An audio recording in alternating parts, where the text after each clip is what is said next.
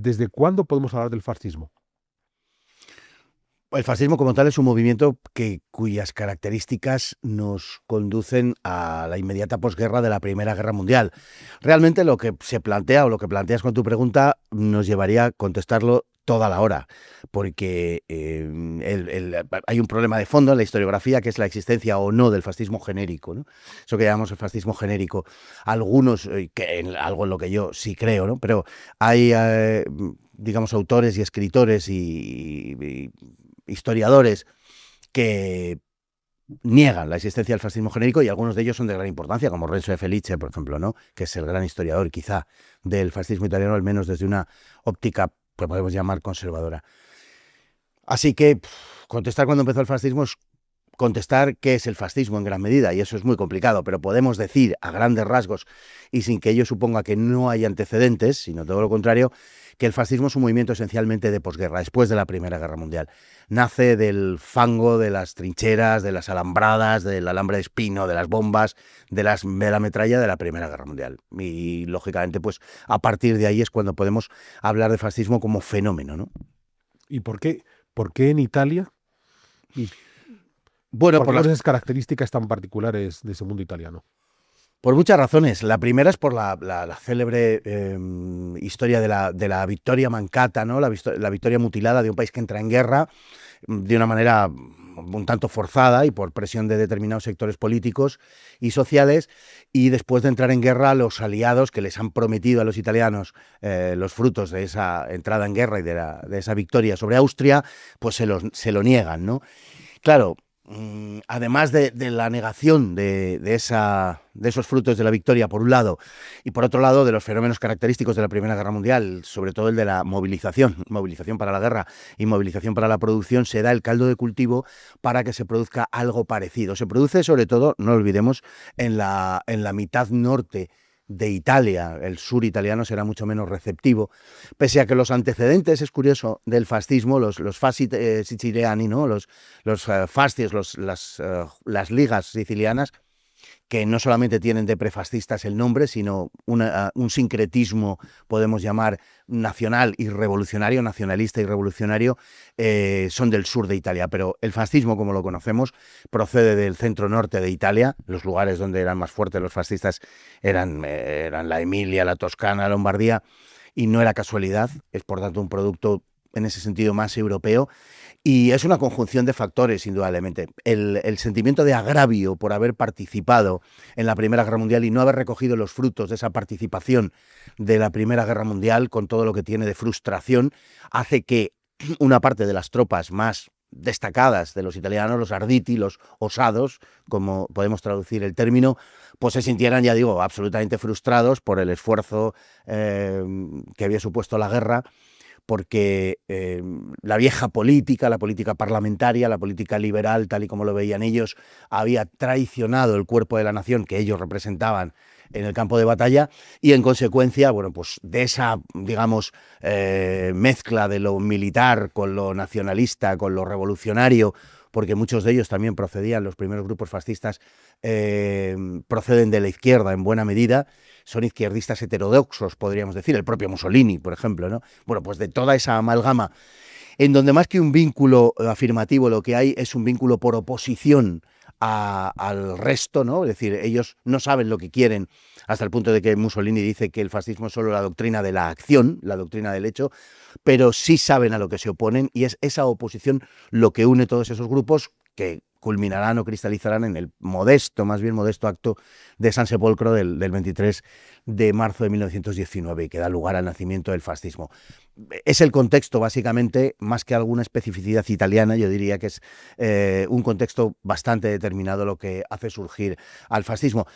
Surge para triunfar, pero quiero decir, movimientos parecidos se producen en Europa al mismo tiempo, y no podemos olvidar un factor importantísimo, desde luego, que es la amenaza bolchevique, tal y como se percibía en la Europa de la época. Estamos en el momento de la revolución bolchevique, estamos al comienzo de la guerra civil, bueno, ya llevaba en curso la guerra civil bolchevique un par de años, la guerra civil rusa, quiero decir, y aquello había espantado y aterrorizado a buena parte de Europa, ¿no? Y sin el factor del comunismo, el fascismo seguramente hubiera existido de igual manera, pero probablemente nunca hubiera llegado al poder. Pero es curioso porque estás hablando de un elemento clave, que es la presencia de la revolución bolchevique. Incluso hay un conato de revolución comunista en Alemania con los espartaquistas, bien. Y eso es lo que va a provocar que en cierta medida digamos, los poderes tradicionales italianos no miren con mala cara a estos fascistas porque pueden ser un elemento de contención frente a estas veridades comunistas. Pero si pensamos en esos años, desde que D'Annunzio se lanza su aventura militar y aparece Mussolini, ya bien consolidado en el 21, como te acabas de decir, son gentes que van en contra del orden establecido. Entonces, parte del orden establecido, o sea, el orden establecido no es una república comunista de Italia, el orden establecido es una república, bueno, en este caso un reino liberal, y por tanto, aquellos que van a utilizar el fascismo como elemento de contención están ofreciendo su cuello al verdugo. Bueno, en cierta manera sí, una parte de la polémica historiográfica acerca del fascismo versa sobre eso. Hay dos grandes corrientes para entendernos, una es la marxista, otra es la liberal, pero la liberal no es realmente liberal, sino que es una especie de cajón desastre donde se ha incluido todo lo que no es marxista. Entonces, bueno, eso es, creo que es importante especificarlo. Y cada una de ellas, durante mucho tiempo, ya no lo hacen o no lo hacen tanto como antes, negaban los primeros, los marxistas, el que el fascismo hubiera tenido digamos, un verdadero arraigo en el proletariado urbano o rural, mientras que la interpretación liberal, más estrictamente liberal diríamos, lo que tiende a negar es que haya habido un acuerdo con las finanzas, con la empresa, ¿no? Con los grandes intereses, podríamos decir.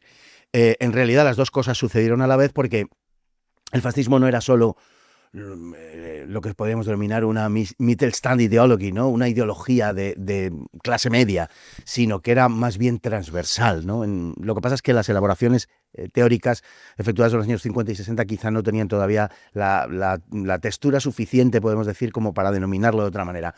Quizá cuando decían que era una ideología de clase media, en alguna medida querían admitir también su condición transversal, pero lo cierto es que no fue enunciado así, ¿no? Claro, vamos a ver, estamos en Italia en 1919. 1919-20 es el bienio bolchevique.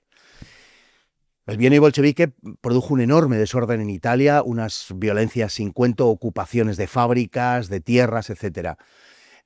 Está surgiendo el fascismo en ese mismo momento y el fascismo no tiene una ideología perfectamente perfilada, no lo tendrá realmente hasta finales de lo que se llama el bienio rojo, el bienio bolchevique, cuando se una a toda la esfera nacionalista. Hasta entonces no está aún absolutamente perfectamente unida, ¿no? Claro, compite, en realidad, digamos que el comienzo del fascismo, ese desperezar del fascismo es en forma de escuadrismo, es decir, de acción directa, y compite con quien hasta entonces había venido ocupando el espacio público de forma violenta. No olvidemos esto, el fascismo no inventa la violencia política. En cierta medida es un reactivo a una violencia política previamente existente que desarrollaban los socialistas. Toda la izquierda está metida en el Partido Socialista en ese momento, porque el Partido Comunista Italiano no nace hasta enero, me parece que es, de 1921, ¿no? Entonces, están todos agrupados en el Partido Socialista Italiano. Y el Partido Socialista Italiano en sus acciones es enormemente violento. El fascismo también, y el fascismo contesta con una violencia de igual potencia, pero de distinto signo, porque está en competencia con la izquierda. Esa es la idea. Inmediatamente la clase media, la burguesía y la cofindustria se da cuenta de la potencialidad del fascismo como contrapeso de los socialistas y sobre todo a partir de las huelgas de 1921, cuando lógicamente la huelga es un elemento de coerción sobre la población y lógicamente sobre las clases poseedoras, y los fascistas lo que hacen es, mientras que los socialistas amenazan con paralizar toda Italia, y se declaran en huelga, y en principio efectivamente producen ese efecto, los fascistas se ocupan de cargarse la huelga, de romper las huelgas, pues como se decía entonces, pilotando los tranvías, ¿no? Esos tranvías que los socialistas, por estar en huelga, pues no dirigen. Y quien dice los tranvías, pues dice, lógicamente, todo el aparato productivo. La burguesía y la clase media, naturalmente, se dieron cuenta de que el fascismo representaba el orden y una salvaguarda funcionalmente al menos de sus intereses. Pero sí es verdad que luego, posteriormente, el fascismo, aunque esto sería más de aplicación en el caso alemán que en el italiano, domesticó, por decir de alguna manera, al capitalismo y lo puso al servicio de objetivos políticos.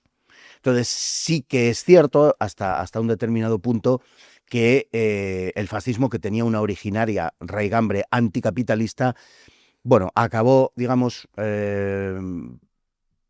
domesticando al capitalismo, por decirlo de alguna manera, y poniéndolo al servicio de intereses ideológicos. Pero evidentemente no terminó con el capitalismo ni en Alemania ni en Italia. Si queremos denominarlo así, con el riesgo que conlleva, pero más que hablar de nacionalsocialismo, en sentido económico, otra cosa serían otros sectores de la vida pública y social alemana o italiana, más que nacionalsocialismo podríamos hablar de nacionalcapitalismo.